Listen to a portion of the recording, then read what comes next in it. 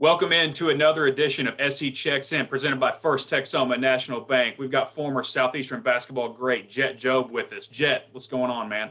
What's up? Thanks for having me. I appreciate you taking time to do this. So Jett played here from 2016 to 2019, an all GAC athlete, all GAC academic performer in the classroom as well.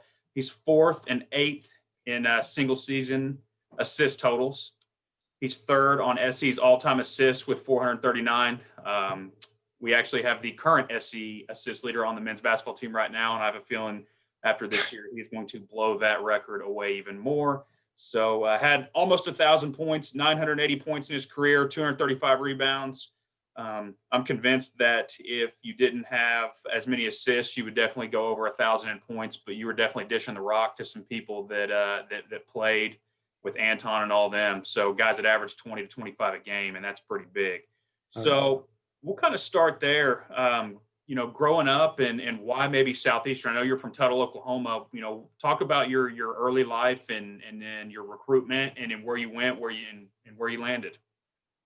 Yeah, well, probably the funny thing that a lot of people don't know is I was recruited out of high school to play football. And Southeastern was recruiting me, Coach Atterbury, when he was here. Quarterback, right? Yeah, I was looking to be quarterback. And then I talked with my grandpa and my dad, and they thought it would be a good idea to maybe play basketball as well. So my dad knew Coach Green, and my grandpa knew Coach Green's dad. So that was kind of a connection already. And then I decided to go to Mississippi State. I had a connection with the coach there, was a walk-on there, enjoyed it. And then just really wanted an opportunity to play. And again, it went back to that connection with Coach Green, talked with him, and I thought Southeastern was going to be a great place to get a chance to play. And turns out it was a great 3 years that I got to play.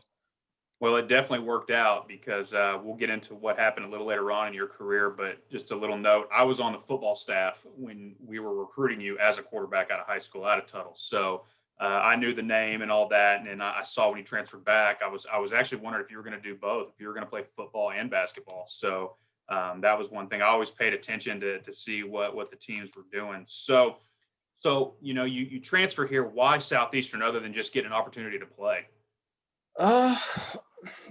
I guess there was kind of a familiarity or whatever you want to say.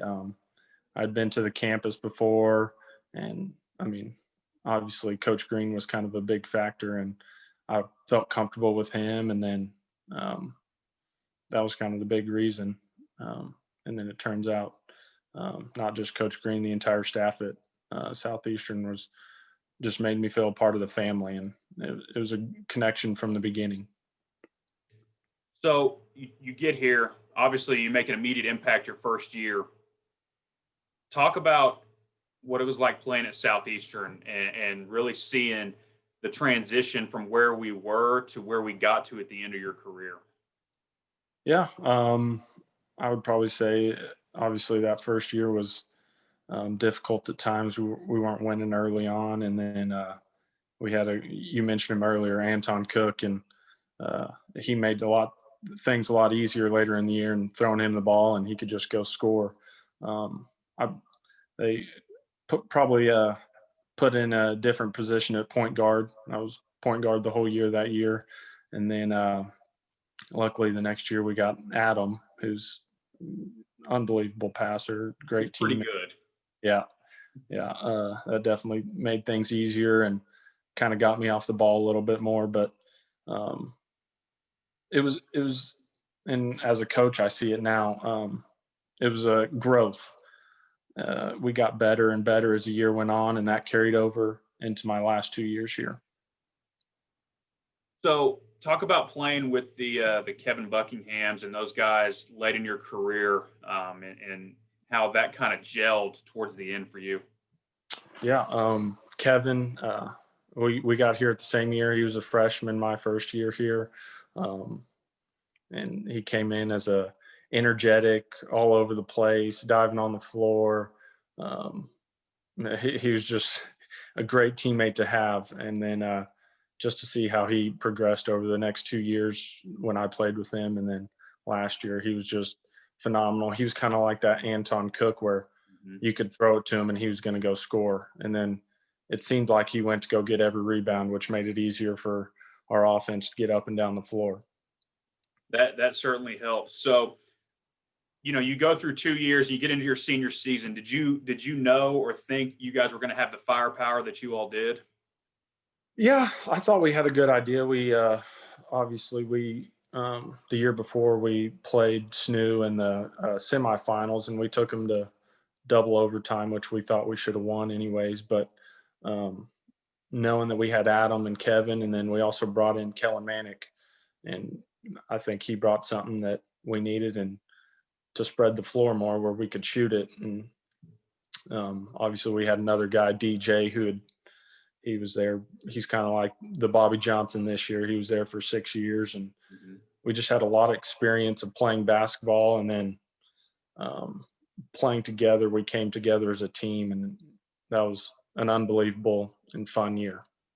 It was definitely exciting to watch from my perspective because I always stayed in tune no matter what school I was working at. So that year was a big year for you all. You all made the NCAA tournament for the first time since 2007. Right. Talk about that experience, especially with it being your senior year, and kind of what that meant to you, with it being that long of a period, over 10 years, to not go, and then Southeastern gets on the national stage, and then we'll get into the game a little bit later on. Yeah. I mean, obviously that was the thing that I think about is in the GAC tournament. Again, we played SNU in the finals, and again, I think we felt like we should have won that, and we go from obviously losing that game to kind of not knowing if we were going to make the tournament to finding out on the bus trip home that we made it. It was just an unbelievable feeling. Not many people get to experience, and I'm definitely glad we got to. So you all go to the NCAA tournament, play in the first NCAA tournament regional game um, since 2007. And what was that like? Obviously, the highs and lows of that game. It was definitely an ending that was incredible. Talk about the game, and specifically what went through your mind when they took that shot to push it. Man, obviously the you get there, and um, you see the game before us was a great game as well. So um, you're ready. I mean, your nerves are there, but you're ready to play. And obviously, um, I, I I think it was just kind of tough. Northern was a great team, and obviously it was the moment I think of is they've got probably their best free throw shooter at the free throw line, and he misses both free throws. And sometimes they say this, it was just meant to be. And Mhm. Kevin comes down and hits that unbelievable shot, and I can just see myself right now jumping in the air, and I just knew we were going to win at that point. Mhm. So talk about the last 2 minutes and everything that happened, because you had a significant hill to climb to tie that game up, and really to push it, and to eventually get a win. Oh yeah, we just had everything had to go right, and we were down. I think it was either 11 or 13 with 2 minutes to go. They throw the ball away right out of bounds. Kevin hits a three, and I mean, obviously after that we get the momentum, and we're feeling good about ourselves, juiced up. Um, I think they scored a couple times, but they they turned it over 3 or 4 times, and um, I think at that point, after Kevin hits that awesome three in overtime, we just knew it was ours, and we were meant to win that game. So that game I'm referencing, the Southeastern played Northern State in the first round of the NCAA regional, and like Jett said, we were down 13 at one point, looking like they were going to go away with it, and then things started rolling our way. And that's the beauty of basketball. Things can happen very quickly when you get some momentum. So hit a game tying three to send it into overtime, and obviously Southeastern had the momentum and wins. And gets to move on to play again. And that's an awesome thing to say that you got to be an anchor and be a part of that. Cause I definitely was watching the game, and it was high stress for sure, especially going to Maryville and playing in that gym where the team has won a national championship before. And so it was an awesome time for Southeastern basketball, and it actually catapulted us into the next year, because the next year we went back to the NCAA tournament. Unfortunately, everything got shut down because of COVID. And so we'll kind of transition into that. So we get done playing. You get your degree in secondary education. Talk about what it was like transitioning from that to the real world. It's definitely different because, I mean, all summer long you're working on your basketball game to improve and work on your team. And then I go and change that from working on my coaching skills to high school athletes and trying to prepare for a season and get an offense, defense. And it's definitely not as relaxing as going to the gym for a couple hours and then kind of doing whatever you want after that. How did playing basketball at Southeastern set you up to be able to handle that? Oh, I mean, definitely. I learned a lot. You learn kind of as, and I was the point guard my first year, but Coach Green probably says this: we had 2 point guards all the time on the floor with Adam and myself. Mm-hmm. And as a point guard, you're kind of the coach on the floor. And I basically just had to transition from coaching on the floor to not being out there to lead and coaching on the sideline. So you go and get a high school coaching job, and how was that your first year? And what made you decide that you wanted to come back to Southeastern? There was definitely some highs and lows. We were a young team last year, and you definitely learn a lot in your first year of head coaching, practice, planning, game situations. I think the big thing that brought me back to Southeastern was, one, the family-like environment at Southeastern, and I also wanted to get into college coaching. That was kind of the main reasons. I just had an attraction back to Southeastern. So those that don't know, Jett left his head coaching job and has come back and is now a graduate assistant for the men's basketball team. And we are very excited to have him back with us for sure, just because he was such a huge piece of Southeastern basketball over the last 3 or 4 years. So you get back here, you go into the new facility. What about that weight room? Tell me what you think about that when you walk in. Oh, it's unbelievable. I mean, the only thing I can probably compare it to is when I was at Mississippi State, they built a new weight room, and I mean it's up to that standard. And I'm actually pretty jealous of our guys because I wish I could have used it as a athlete. So it's impressive. We're super excited for our kids to be able to use it. It's an asset for us for sure. From that and the recruiting piece with the turf room and all that, we don't have to take them to the weight room under the stadium anymore. So we can turn that into something else, which we have some plans for that. We're super excited for. So you get back here. You've been back here since August. What's it like? What's it like being back in that role where you're not a player, but you still know some of the guys and all that? Oh, it's great. I mean, already you're learning from Coach Quinn, Coach Green.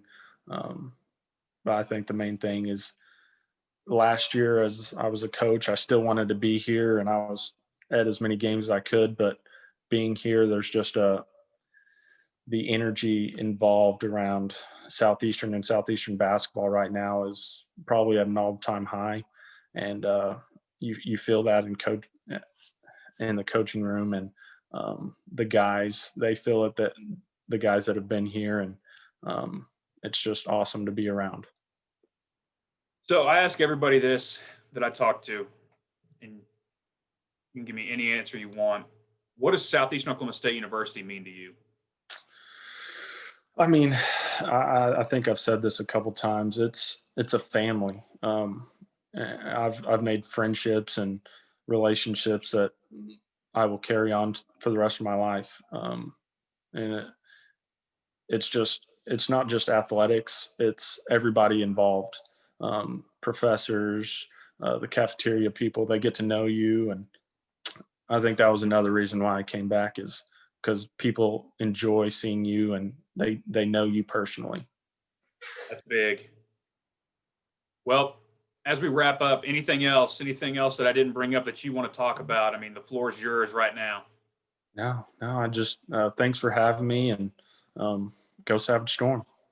Well, Storm fans, there it is. Jett Jobe, Southeastern basketball, 2016 to 2019, all conference, all academic, NCAA tournament bound, left here on a high notes. And he's definitely been a huge piece of where we're at right now. And we're super excited to have him back on campus. We definitely love getting kids like that back to help us coach, and those that have been there to help set that standard. So we're super excited for basketball season this year.